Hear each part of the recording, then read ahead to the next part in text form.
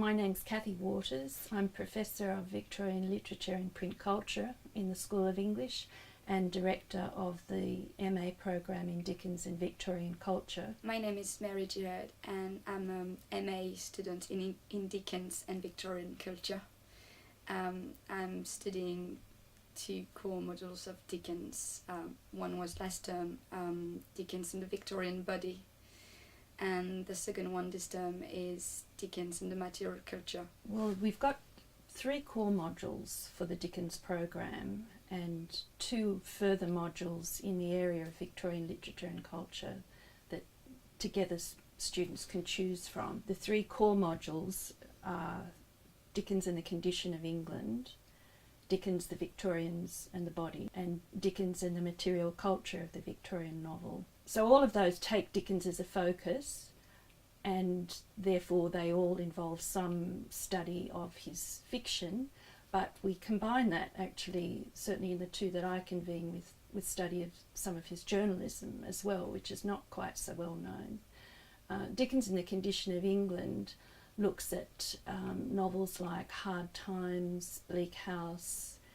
We do one of the Christmas stories, The Christmas Carol, and we look at the ways in which Dickens is engaging with the condition of England debate at the middle of the century. So this is very much a module that's attending to the way in which his social criticism comes through in his writing, how he's engaging with contemporary debates about sanitation, pollution, poverty, the economic situation, the political situation. It's very much a module that looks at the fiction in the context of its time. This term doing the Dickens and the Material Culture, which is as well focused mainly on Dickens, but as well different authors again.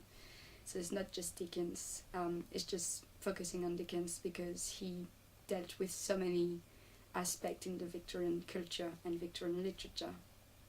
And we're focusing on a lot of themes again, but as well what is the role of commodities and objects and things in literature, in his novels, and as well the different other authors of this time. In the summer term, students have worked out a dissertation topic in the area of Victorian literature and culture that they have supervision for in summer term and then go on to finish throughout the summer vacation and hand in September at the end of the academic year.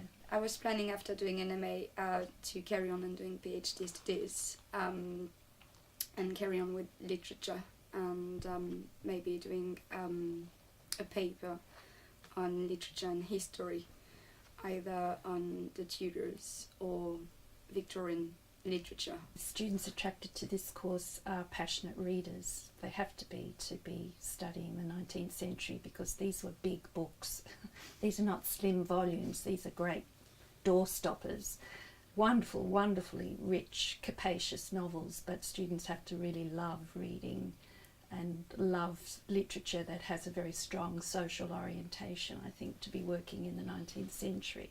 Many of them, of course, want to be English teachers and move into the secondary school system afterwards, after they go on to do a further certificate in teaching and then teach. I'm aware of students who've gone into publishing. We had one student just last year or the year before, I think, who ended up at Oxford University Press, which sounds like a lovely job that she's got there. The MA is not a narrowly vocational qualification. It's the sort of qualification that enables students to develop those so-called transferable skills to do with critical thinking, ability to analyse, to argue coherently and persuasively for your point of view, to get a kind of a wide range of reading in your background to draw upon.